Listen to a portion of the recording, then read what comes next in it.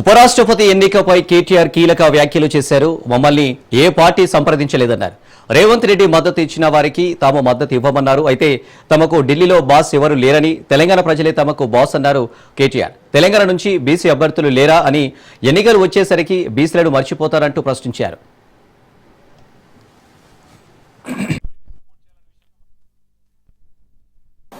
ఉపరాష్ట్రపతి ఎన్నిక విషయంలో నిన్న మొన్న మరి అటు ఎన్డీఏ ఇటు ఇండియా రెండు కూటములు కూడా తమ తమ అభ్యర్థుల్ని ప్రకటించాయి. కానీ మీకు నేను గుర్తు చేస్తా ఉన్నా, బీఆర్ఎస్ అనేది మాకు ఢిల్లీలో ఏ బాసు లేడు, మాకు ఏ పార్టీ కూడా మా బాస్ కాదు. తెలంగాణ ప్రజలే మా బాసులు తప్ప మేము మా పార్టీకి ఇంతవరకు ఎవరు కూడా సంప్రదించలేదు. ఈ అభ్యర్థి గాని, ఆ అభ్యర్థి గాని, ఈ కూటమి గాని, ఆ కూటమి గాని ఎవరు కూడా మమ్మల్ని సంప్రదించలేదు, మమ్మల్ని అడగలేదు. కూర్చొని ఆలోచించుకొని మేము ఎలక్షన్ తేదీ నాటికి మా వైఖరి ప్రకటిస్తాం. మాకు ఇద్దరు అభ్యర్థులకి ఎవరికి సపోర్ట్ చేయాలనే విషయంలో మాకు ఢిల్లీ నుంచి ఏ ఒత్తిడి లేదు, మాకు ఏ ఒత్తిడికి తల ఒగ్గాల్సిన అవసరం లేదు. మాకు ఢిల్లీలో ఏ బాస్ కూడా లేరు. బీసీల విషయంలో మా పార్టీ చాలా చిత్తశుద్ధిగా ఉన్నది. బలహీన వర్గాల విషయంలో మేము ఢిల్లీ దాకా కొట్లాడతాం, అవసరమైతే అంతరిక్షం దాకా పోయి కొట్లాడతాం అన్నాడు. మరి ఒక బీసీ అభ్యర్థిని ఎందుకు పెట్టలే? అంత ప్రేమ ఉంటే తెలంగాణ నుంచి ఒక బీసీ అభ్యర్థి దొరకలేదు, ఒక కంచయ్య గారిని పెట్టేది ఉంది. అంటే బీసీల మీద ప్రేమ మాత్రం నోట్లోనే ఉంటది. మళ్ళీ ఎన్నికలు నిలబెట్టే టైంకి వచ్చే వరకు మాత్రం బీసీలు కనబడరు. మీకు అట్లాంటి మీ మాటలు మేము నమ్మాలి, మీ మాటలు నమ్మి మళ్ళీ మీ వెనక నిలబడాలి. మీరేమైనా మెహర్బాన్ చేస్తుంటారా? మాకు రెండు పార్టీలు దొందు దొండేనండి. కాంగ్రెస్ బీజేపీ రెండు కూడా దొందు దొందే. తెలంగాణను ఇద్దరు కూడా ముంచినోళ్లే. 11 ఏళ్లు బీజేపీ ఏం చేయలే, 2 సంవత్సరాలకు 20 నెలలుగా కాంగ్రెస్ ఏమీ చేయలే, ఇచ్చిన ఒక్క మాట నిలబెట్టుకోలే. ఆ ఇద్దరు అభ్యర్థులను మేము అంత సీరియస్ గా తీసుకోవాల్సిన ఆలోచన ఉంటుందని నేనైతే వ్యక్తిగతంగా అనుకోను. ఉపరాష్ట్రపతి ఎన్నిక విషయంలో నిన్న మొన్న మరి అటు ఎన్డీఏ ఇటు ఇండియా రెండు కూటములు కూడా తమ తమ అభ్యర్థుల్ని ప్రకటించాయి. కానీ మీకు నేను గుర్తు చేస్తా ఉన్నా, బీఆర్ఎస్ అనేది మాకు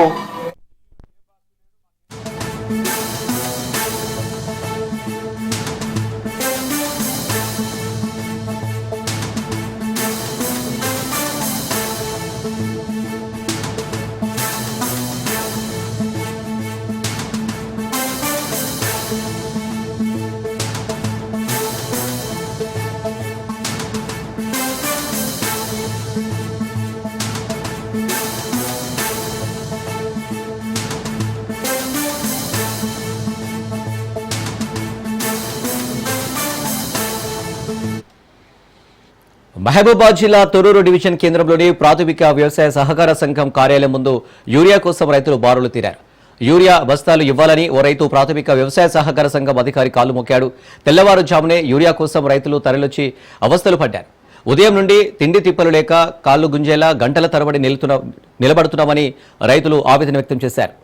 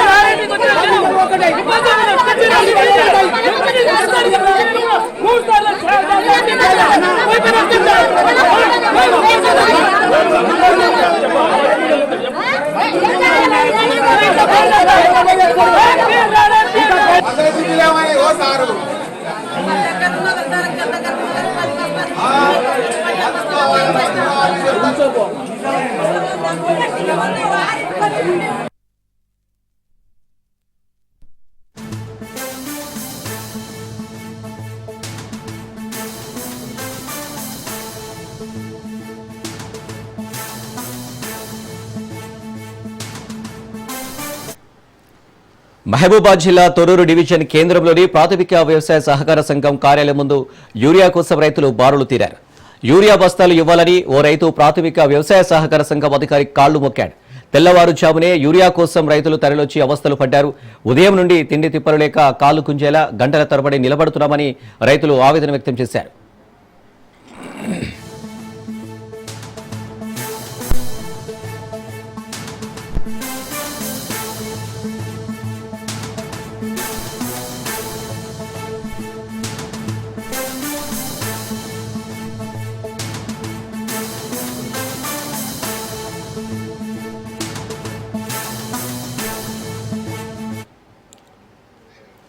రైట్గా దీనికి సంబంధించి మరిన్ని డీటెయిల్స్ మా ప్రతినిధి చంద్రశేఖర్ అందిస్తారు. చంద్రశేఖర్.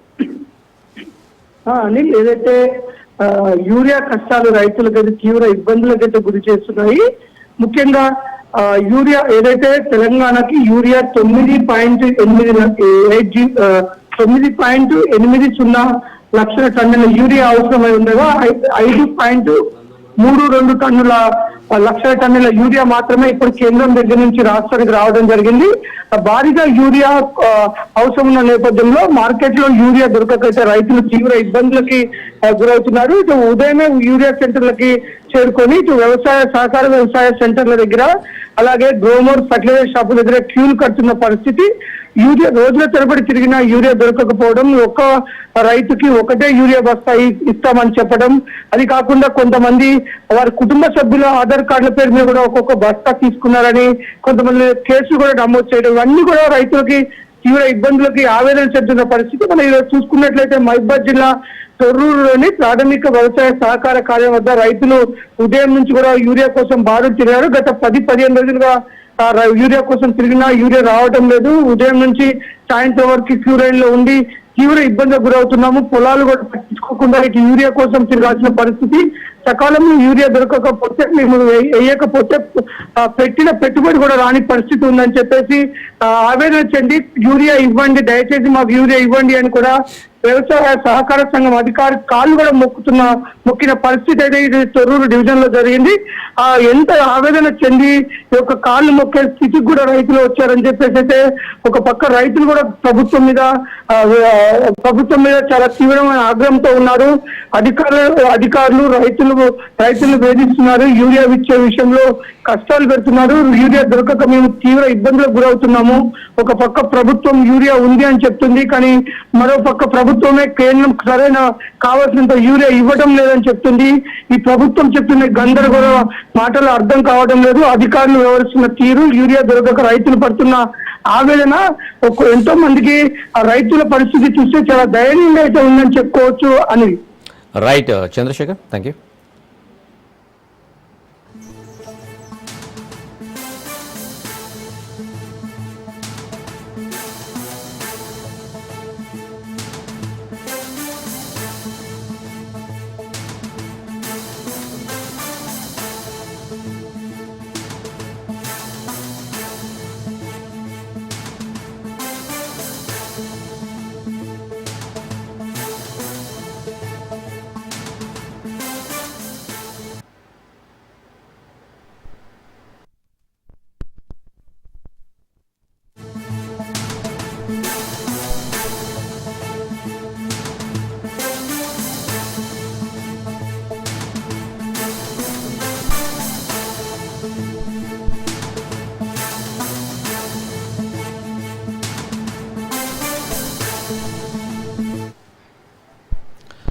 నంద్యాల జిల్లా వెలుగొడులో యూరియా కోసం అన్నదాతలు ఆందోళనకు దిగారు. ఆత్మకూరు నుండి నంద్యాల వెళ్లే ప్రధాన రహదారిపై రైతులు దిగ్బంధించారు.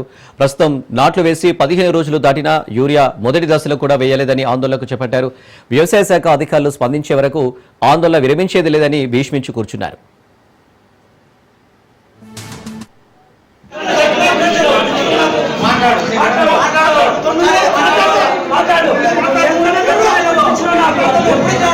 ఒక్కసారి తరఫున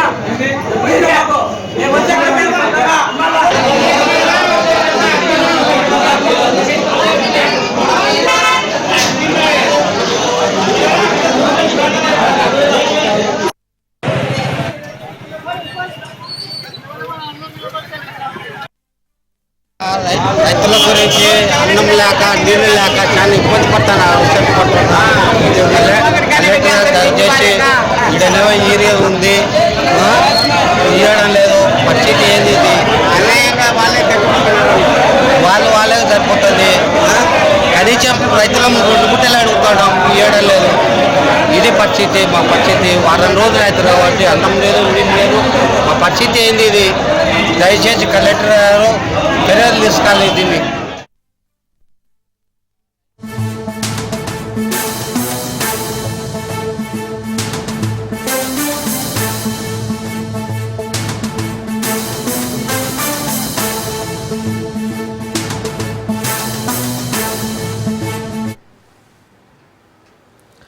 మహబూబాద్ జిల్లా కేసముద్రం మండలం నారాయణపురం రైతులకు పట్టా పాస్ పుస్తకాలు ఇవ్వాలంటూ మహబూబాద్ కలెక్టరేట్ ముందు రాస్తారోకో చేశారు.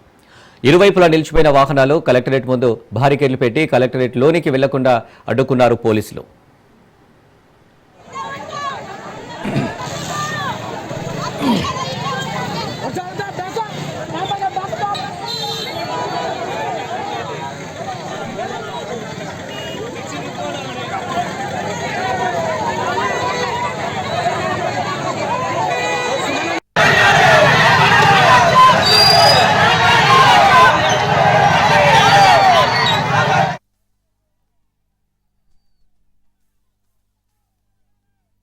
పనితీరుపై ప్రజల్లో ఉన్న అసంతృప్తి గురించి ఇప్పటికే చాలాసార్లు మాట్లాడుకున్నాం. అయితే నాగర్ కర్నూలు జిల్లాలోని లింగాల మండలంలో ప్రజల ఇబ్బందులు అన్ని ఇన్ని కావు.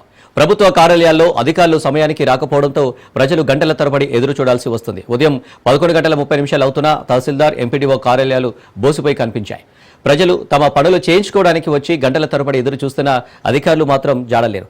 అధికారులు సమయపాలన పాటించకపోవడంపై ప్రజలు తీవ్ర ఆగ్రహం వ్యక్తం చేస్తున్నారు. మీటింగ్ల పేరుతో కాలయాపన చేస్తున్నారని ప్రజలు ఆరోపిస్తున్నారు. ఇప్పటికైనా జిల్లా ఉన్నతాధికారులు స్పందించి అధికారులు సమయపాలన పాటించేలా చర్యలు తీసుకోవాలని మండల ప్రజలు కోరుతున్నారు.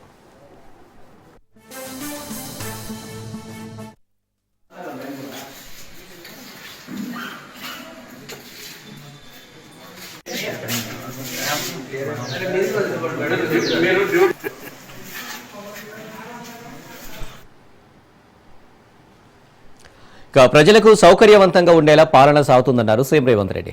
కాంగ్రెస్ హయాంలోనే హైటెక్ సిటీకి పునాది పడిందని, ఐటీ అభివృద్ధి వెనుక రాజీవ్ గాంధీ కృషి ఉందని గుర్తు చేశారు. గచ్చిబౌలిలో సీఎం రేవంత్ రెడ్డి పర్యటించి ఇంటిగ్రేటెడ్ సబ్ రిజిస్టర్ ఆఫీస్ ప్రారంభించారు. మూసీ ప్రక్షాళన కొందరికి నచ్చడం లేదన్న సీఎం రేవంత్ హైదరాబాద్ను ఇలానే వదిలేద్దామా అని ప్రశ్నించారు. హైదరాబాద్ను విశ్వనగరంగా మార్చుకోవాలన్నారు. ఇక మూసీ ప్రక్షాళనకు ఎందుకు అడ్డుపడుతున్నారని ప్రశ్నించారు.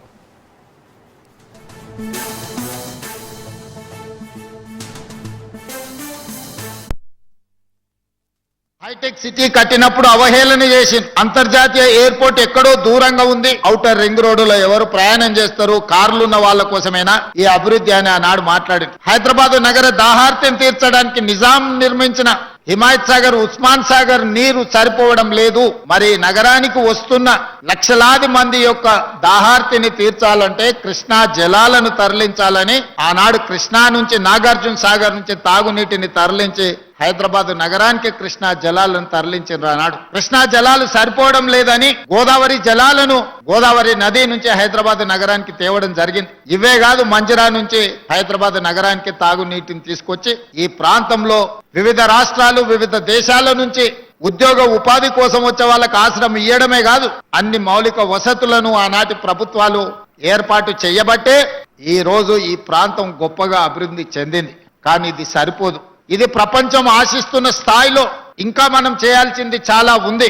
అందుకే నేను చెప్పిన హైదరాబాద్ నగరం బెంగళూరుతోనో, చెన్నైతోనో, ఢిల్లీతోనో, కలకత్తానో, ముంబైతోనో పోటీ కాదు. మేము న్యూయార్క్ తో పోటీ పడదలుచుకున్నాం, టోక్యోతో పోటీ పడదలుచుకున్నాం, సింగపూర్ తో పోటీ పడదలుచుకున్నాం. ఇవాళ ప్రపంచాన్ని మనం కూర్చున్న దగ్గర అరచేతిలో ప్రపంచాన్ని చూడగలుగుతున్న మనం మన నగరాన్ని ప్రపంచ స్థాయి నగరంగా తీర్చిదిద్దుకోవడానికి మనకు చేతనవుతుంది. మనకు సాంకేతిక నైపుణ్యం ఉంది, మన దగ్గర అన్నీ ఉన్నాయి. అన్ని మనకు ఉన్నప్పుడు కావాల్సింది ఒక్కటే చిత్తశుద్ధి. చిత్తశుద్ధి ఉన్న నాయకుడు ఉంటే ఏమైనా చేయొచ్చు అని ప్రాంతాన్ని అభివృద్ధి చేసిన చంద్రబాబు నాయుడు గారు, రాజశేఖర రెడ్డి గారు నిరూపించారు. మరి ఈ రోజు మనం ఎందుకు చేసుకోకూడదు? మీరు ఆలోచన చేయండి. ఇవాళ లక్షలాది మంది వివిధ ప్రాంతాల నుంచి ఇక్కడికి వచ్చి శాంతి భద్రతతో కూడుకున్న ఉద్యోగ భద్రత ఈ ప్రాంతంలో మనం ఇవ్వగలిగినము అంటే ఆనాటి ముఖ్యమంత్రులు రచించిన ప్రణాళికలే ఈ రోజు మనకు వేదికగా మారినాయి. రతన్ టాటా ఇన్నోవేషన్ హబ్ ఏర్పాటుకు ఏపీ ప్రభుత్వం శ్రీకారం చుట్టింది. మంగళగిరి వద్ద సీఎం చంద్రబాబు, మంత్రి లోకేష్ లాంఛనంగా ప్రారంభించారు. మంగళగిరిలోని మయూరు టెక్ పార్క్ ప్రాంగణంలో ఈ కార్యక్రమం జరిగింది. దాదాపు 50,000 చదరపు అడుగుల విస్తీర్ణంలో ఇన్నోవేషన్ హబ్ ఏర్పాటు కానుంది. ప్రపంచ అవసరాలు తీర్చే స్టార్టప్ కేంద్రంగా విలాసిల్లేలా కార్యాచరణ సిద్ధం చేశారు.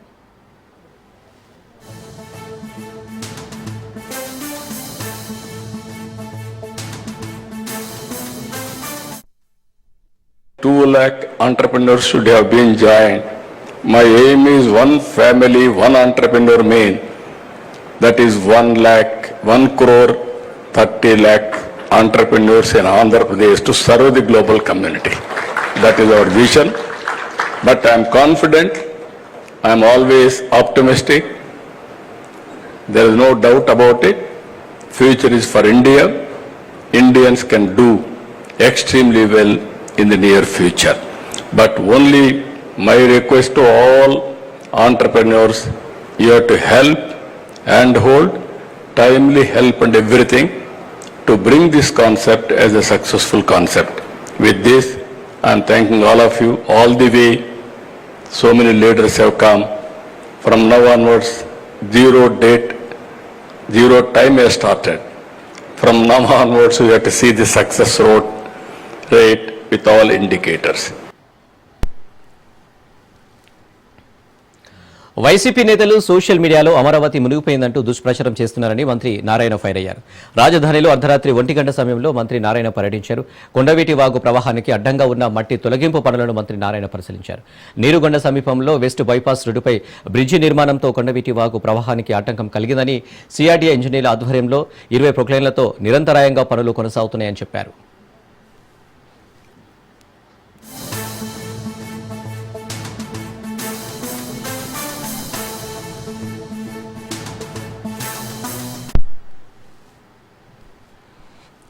నెల్లూరు సెంట్రల్ జైలు నుంచి కాకాని గోవర్ధన్ రెడ్డి విడుదలయ్యారు. జైలు వద్దకు భారీగా చేరుకున్న కాకాని అభిమానుల మధ్య ఆయన మాట్లాడుతూ జిల్లా సర్వేపల్లి నియోజకవర్గ ప్రజలే తన ఆస్తి అని చెప్పారు. కేసుల గురించి ఎక్కడ ప్రస్తావించకూడదని కండిషన్ ఉంది, అందుకే మాట్లాడడం లేదని చెప్పారు. 2 సార్లు ఎమ్మెల్యే, జడ్పీ చైర్మన్, మంత్రిగా పనిచేసిన తనను చాలా రోజులు జైల్లో పెట్టారని వాపోయారు. 7 పీటీ వారెంట్స్ చేశారని, ఎన్నికల సమయంలో జరిగిన లిక్కర్ కేసులు తిరిగి ఓపెన్ చేశారని చెప్పారు. జగన్ జిల్లాకి రావడానికి కూడా నిబంధనలు పెట్టారని అయినా తన కోసం జగన్ జిల్లాకి వచ్చారని చెప్పారు. ప్రసన్న ఇంటి మీద దాడి చేసి ఆయన మీద కేసు పెట్టారని వాపోయారు. కేసులు, జైలు మమ్మల్ని ఆపలేవని, టీడీపీ నేతలు చేసే దోపిడీ మీద భవిష్యత్తులో విచారణ జరుపుతామని హెచ్చరించారు. తప్పు చేయలేదు, బెయిల్ ఇవ్వమని కోరాను తప్ప ఆరోగ్యం బాగలేదని ఎప్పుడు బెయిల్ అడగలేదన్నారు. తన పంతా కొనసాగుతూనే ఉంటుందని, ఎక్కడ ఉన్నా తన పోరాటం ఆగదని చెప్పారు.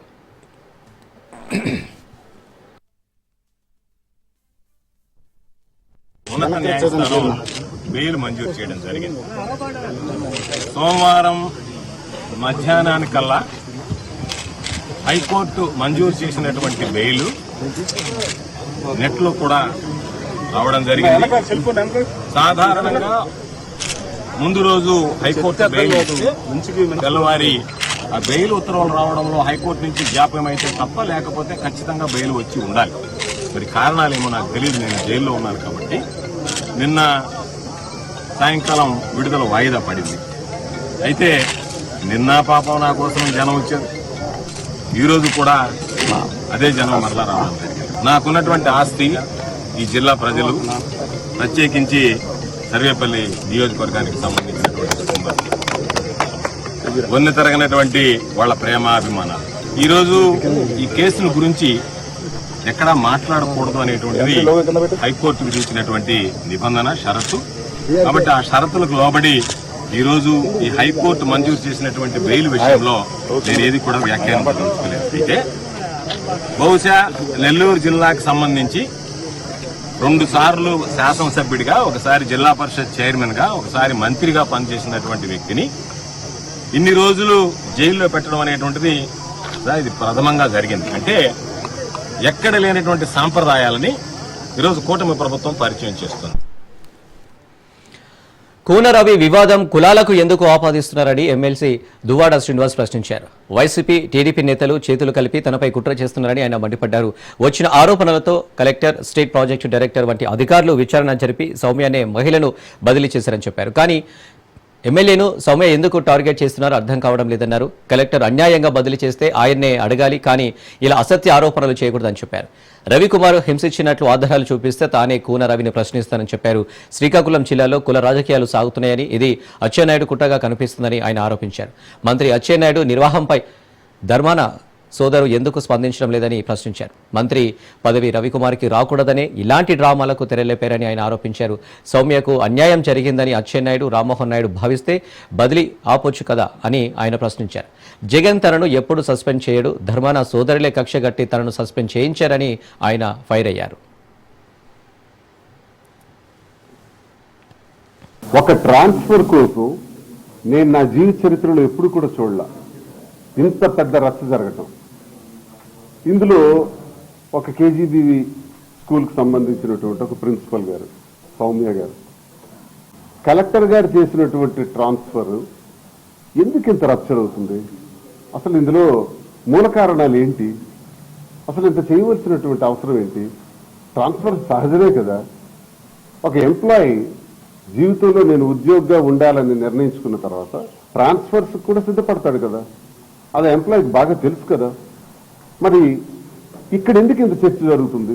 ఇది ఎందుకు ఇంత పొలిటికల్ వార్లా ఎందుకు మారింది? ఆఖరికి పొలిటికల్ వార్ వెనకాల కులాల ప్రాధాన్యత కూడా ఎందుకు కనపడుతుంది? కులాల మీద దాడులు ఎందుకు కనబడుతున్నాయి? అసలు ఎవరెవరు ఏం చేయాలనుకుంటున్నారు, ఏం చేయబోతున్నారు, కథ ఎటు నడుస్తుంది? నేనైతే ఒక ఎమ్మెల్సీగా, ఒక తటస్థుడిగా, ఇప్పుడు నేను ఒక ఇండిపెండెంట్గా ఈ విషయాన్ని నేను పూర్తిగా పరిశీలిస్తే చాలా ఉంటాయి. ఈ కులాల పైన దాడులు జరుగుతున్నాయి. టెక్కల్ నియోజకవర్గంలో అదే జరుగుతుంది. ఒకే కులానికి చెందిన వాళ్ళు అటెండర్ నుంచి ఆర్డీఓ వరకు ఉన్నారు. హైదరాబాద్ ఉప్పల్ పోలీస్ స్టేషన్ పరిధి బీరప్పగడ్డలో జరిగిన ఓ పార్కింగ్ వివాదం చిలికి తీవ్ర స్థాయికి చేరింది. పార్కింగ్ విషయంలో ఇరు వర్గాల మధ్య వాగ్వాదం చెలరేగి ఆ తర్వాత కొట్టుకునే స్థాయికి వెళ్లింది. ఈ కొట్లాటలో ఒక వర్గానికి చెందిన కుటుంబ సభ్యులకు తీవ్ర గాయాలయ్యాయి. అక్కడ ఉన్న సీసీటీవీ కెమెరాలలో మొత్తం దృశ్యాలు రికార్డయ్యాయి. సీసీటీవీ ఫుటేజ్ ఆధారంగా పోలీసులు కేసు నమోదు చేసి దర్యాప్తు చేస్తున్నారు.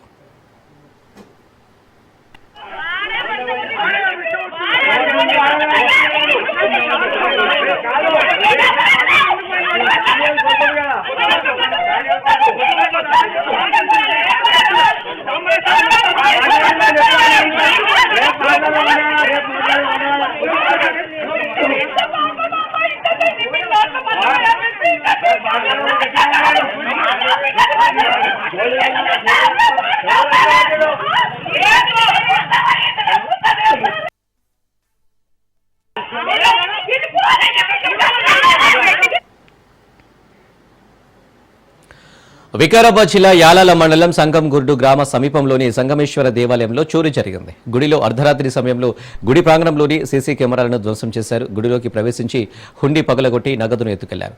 ఉదయం గుడి పూజారి వచ్చి చూసేసరికి విషయం బయటికి వచ్చింది. దీంతో పూజారి పోలీసులకు, గుడి చైర్మన్లకు సమాచారం ఇవ్వగా పోలీసులు సంఘటనా స్థలానికి చేరుకొని దర్యాప్తు ప్రారంభించారు. అయితే గుడిలో ఇదివరకే 5 సార్లు చోరీ జరగడంతో గ్రామస్తులు బెంబేలెత్తిపోతున్నారు.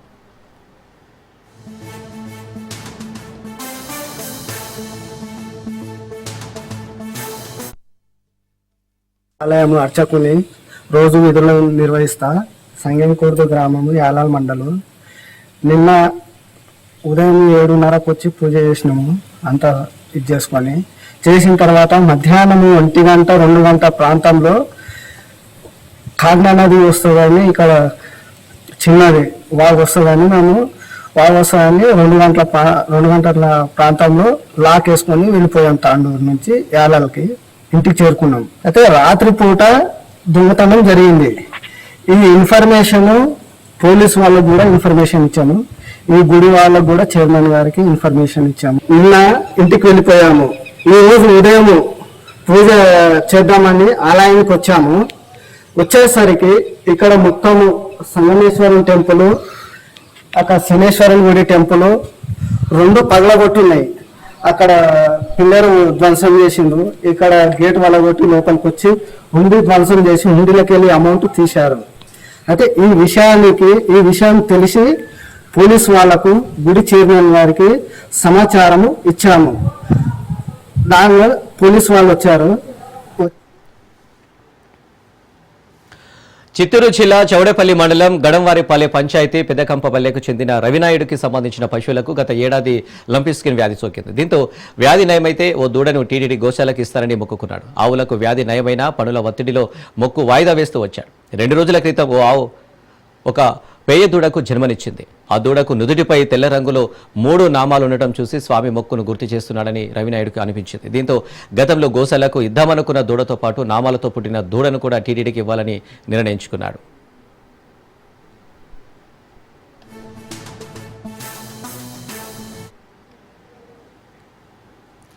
కామారెడ్డి జిల్లా గంభీరావుపేట మండల కేంద్రంలోని ప్రధాన రహదారి అయిన కామారెడ్డి సిద్దిపేటకు వెళ్లేందుకు రాకపోకలు నిలిచిపోయాయి.